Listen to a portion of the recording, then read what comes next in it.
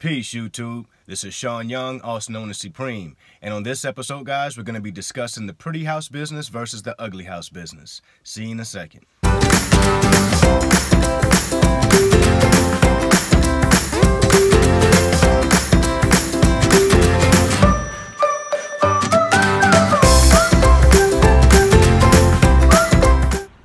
All right, guys, I'm back. And behind me, as you can see, this is an example of what I would like to call an ugly house.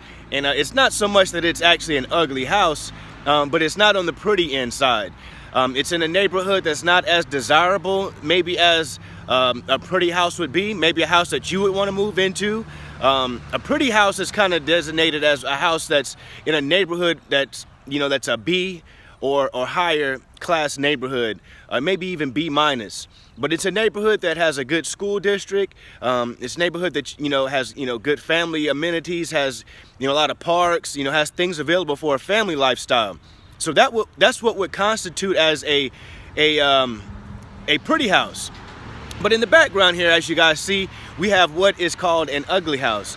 Now, it's not the ugliest of the ugly, but it is an ugly house. It's not in a war zone area, but it is a ugly house. And you guys kind of want to stay away from those war zone areas, to be honest with you. So I'm going to get a closer look. Give me 1 second here, guys. All right. And as you can see, these are some signs that, it's a good prospect for you. You've got some, uncut grass. Looks like it could use a little cleaning, things of that nature. And this house, actually, I've passed by it quite a few times, and it is it's been vacant for about a year. I've actually done my due diligence to find the owner and reached out as well. So I just want to let you guys know these are opportunities that you kind of want to look for, and they're sitting right under your nose. They're usually they're right beside really good neighborhoods, or they're right they're hidden gems that are neighborhoods that you might just not even find if you're not looking for them. So again, guys, this is an example of what we want to call an ugly house. All right, guys, I'm back. And as you can see behind me is an example of a pretty house or a lease option home, a home that is in a desirable neighborhood. It's got a for sale it's got a for sale sign in the yard. It has been sold, but this is an example. As you guys can see, it's a very nice house, great school district, parks around. You hear the birds chirping, a great lawn. I mean, the type of community that you would want to raise a family in. So as you can see, similarly to the other houses in the neighborhood as well. So yeah, guys, that's an example of a pretty house. So I'll see you guys in a second. All right, guys, I'm back. And on this episode, what we're doing is diving into what are the differences between the pretty house business and the ugly house business, and how you can make money during these times that we're dealing with right now, the coronavirus. So, based upon these times, I've had a lot of my students, a lot of viewers, hit me up and say, hey, Sean, I really like that lease option, strategy that you discussed. Can you tell us a little bit more about it? And absolutely, guys, I can definitely tell you more about it, because right now is probably the opportune time, to jump into this business and to learn about lease options. So with that being said, guys, let me explain a little bit more about what some of the differences are. And if you haven't already subscribed, hit that subscribe button, hit that like button. Please leave a comment down below. Share these videos, hit that notification bell so that you can stay up to date with the latest and greatest. Now, back to what we're talking about, the lease options and the ugly house business, or the pretty house and the ugly house business. Let me give you a small example of why it's the ugly house business, or what that entails, should I say. The ugly house business, these are houses that are in, C minus to maybe F quality neighborhoods. These aren't neighborhoods that you necessarily might want to raise a family in. You might see the potential to make some money in this neighborhood by fixing up that property, maybe flipping it and selling it to to an end buyer, or fixing that property up and putting a renter in place and making money as well that way. Or just selling that property to a cash buyer that will do both of those, that may do either one of those options with that property once they take possession of it. But basically, guys, what you're doing is you're seeking out properties, and you're trying to get them under contract for as low as you possibly can with the seller. Then you want to market that agreement or that contract that you have with your seller to cash buyers who are looking to buy a property that you have. So once you match those two up, you make the difference in between what that seller was selling that property for and what the buyer was willing to buy the property for. That difference that's in the middle of that, that's your profit. So let's say that the seller wanted to sell it for $20,000, and you found a buyer that was willing to pay $30,000. The seller's going to get their $20,000 at closing. The buyer's going to have the property, and then the $10,000 that's remaining, you will get that. So you'll be happy as well. So it's a win-win-win for everybody involved. Small example, quick example of what a wholesaling or an ugly house is, or the ugly house business, guys. And if you go back and look at most of my videos on my channel, I'd say 95% of them are about wholesaling. So you should definitely be able to get information and knowledge on what wholesaling, exactly on what wholesaling is. All right, let's dive into the lease option portion of it. And with the lease option, guys, I have videos on that, a couple of videos on my channel as well. I even have a live call with a seller so that you guys can kind of see what that conversation looks like, with the lease option seller versus with a wholesale seller. So with the lease option, guys, what you're really looking for, and again, this is what we call the pretty house business. What we're looking for are houses that are in maybe B-, C+ at the lowest, to A quality neighborhoods. These are neighborhoods that you'd want to live in with your family. These are neighborhoods that have great school systems, good shopping, great amenities, parks nearby. Just the overall quality of life in these communities are desirable, and they're places that, that you would want to raise a family, basically. So the way that you find these properties are, there's a lot of people that are out here with signs in their yard that says for sale by owner. Those are some of my best candidates for lease options because you don't have to deal with a realtor. These are people that are wanting to sell. They're wanting to sell that property as is. They understand the concept of kind of making things move quickly. The reason why I say as is and understand the concept of making things move quickly is because let's say they list that property with a realtor. That realtor is going to come in and say, hey, you know what, Mr. Seller or Mrs. Seller, you're going to have to fix up, the kitchen. You're going to have to redo the entire, bathroom.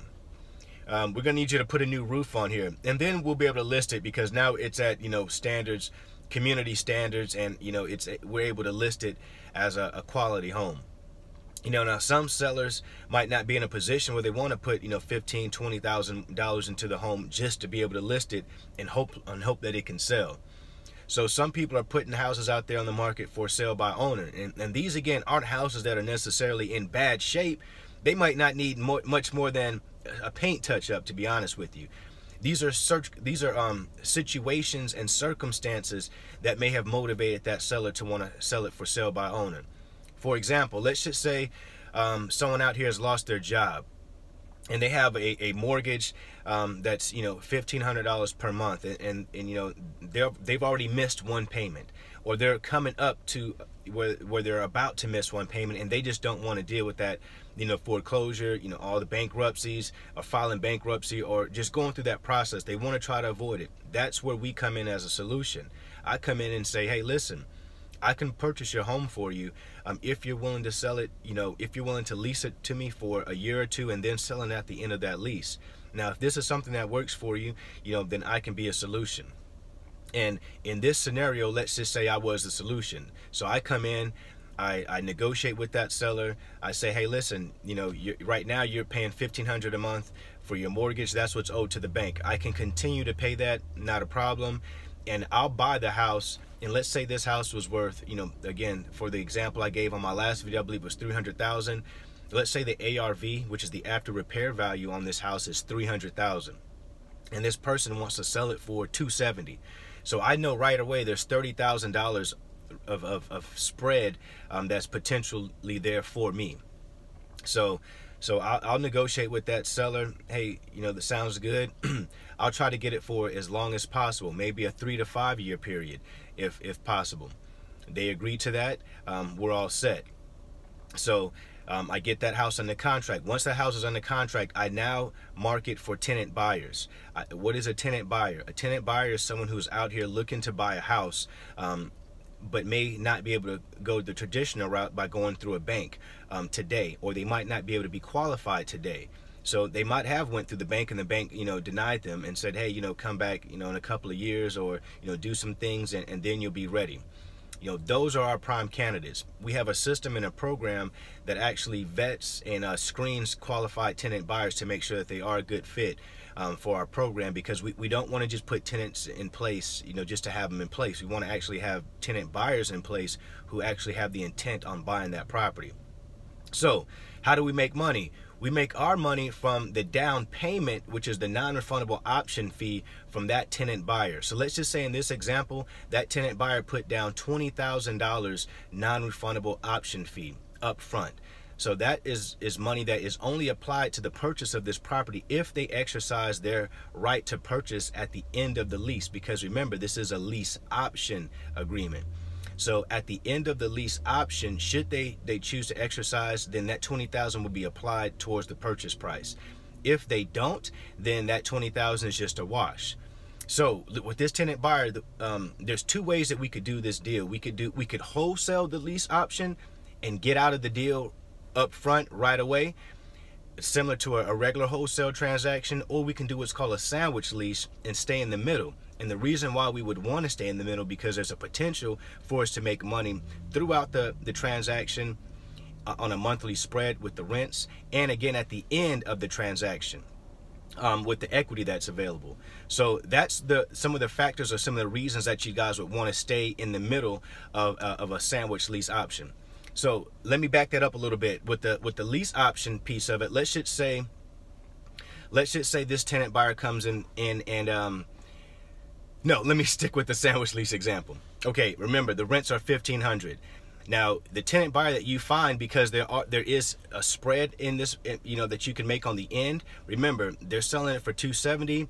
The value right now is $300. So there's a $30,000 spread right now on that property. So again, you've come in, you've got a $20,000 non-refundable payment from your tenant buyer. You're going to charge your tenant buyer on rents at least $250 to $300 more than what you have to pay your seller, so that it's advantageous or worth your while to stay in the middle as well. So if it falls below that, I usually don't try to stay in the middle, but if it's around there or above, definitely stay in the middle. So let's just say for this example, you were able to charge this tenant $1,800. So that's a $300 per month spread for you for the entirety of the lease. Let's just say it's a 24-month lease. So for the next 24 months, you'll make at least $300 on top of what's owed, to the mortgage company for the rent. So that goes into your pocket basically. So at the end of this transaction, when this tenant buyer is ready to purchase, they've gone through the program that you'll set them up with, they purchase. Now, when they go get that loan, they're only going to have to get a loan for the difference that is owed at the time of closing. They're not going to have to go get a $300,000 loan, even though that's the value of the property. You didn't sell it to them for $300,000. You might have sold it to them for, let's say, $295. And remember, they've already put $20,000 towards it's called a non-refundable option fee. So they put $20,000 towards the option to be able to exercise this option at the end, and that can be applied as well. So now they're going to go and get this loan. They cash out, they get the loan, they close, the seller gets their $270, you get your money at the end, the bank pays everyone, the tenant buyer gets the property for what you've agreed to, which is probably would have been around $290-ish or so. Everyone is happy. The cash money that you got from the non-refundable option fee has been pocketed, has been accounted for as as money for you, as a profit. So and then again, you made some money on the back end as well. Hey guys, I'm back, and sorry about that. I had a call come through. It interrupted my flow, but basically I'm gonna pick up right where I left off, guys. So that was the example of a sandwich lease option. A basic lease option is where you get in and get out right away. So let's just say you've got this similar scenario, but let's just say the seller of this property, the property is worth $300,000 and the seller wants $297. Fine, give them the $297. And now what you're going to do is, when you find your tenant buyer, the way that you make your money on this transaction is it's a same example. You know, you're going to still give them the option to lease the property for, you know, a couple of years or 3 or whatever is agreed upon between you and the seller and then the tenant buyer. So that doesn't change. The only thing that changes on this one is that if the opportunity for you to make money on the back end or on a monthly rental spread is not there, then you get out up front by wholesaling your agreement to the tenant buyer. So basically, let's say you've got that same agreement with your seller. The seller says, I want to sell the property for $297. You say, fine, I'll buy it for $297, or I'll put a qualified tenant buyer in place that will buy it for $297. So you find your qualified tenant buyer, you have them put their non-refundable option fee up front, which is, let's just say in this example, it's $10,000. So when they go get that loan, again, all that will be accounted for. The option fee that you're getting will be accounted for when it's time to purchase that property. So the seller, again, wanted, you know, $297 for this property, and you went out and find the tenant buyer. You sell it for $307, so that you can make your option fee up front and get out. So again, that's where you would make that money, is from the difference in the price.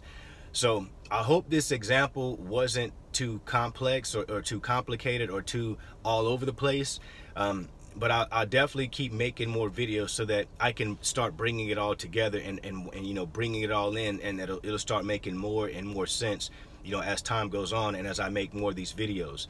But to wrap up that last example, to wholesale a lease option, you find the property, you negotiate it with the seller, let's just say $297. You go out and find a tenant buyer. You tell them, I have a property for $307.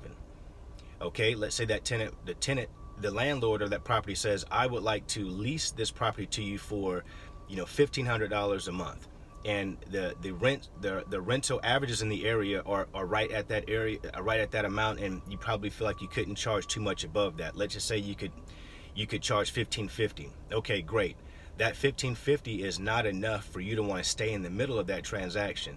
So that's why you would want to get out up front. So you would get your non-refundable option fee from that tenant buyer up front. Of course, you would apply it to the end of that transaction, but you get in it and you get out. You close up front and you're out of that transaction. So that tenant buyer is now in place.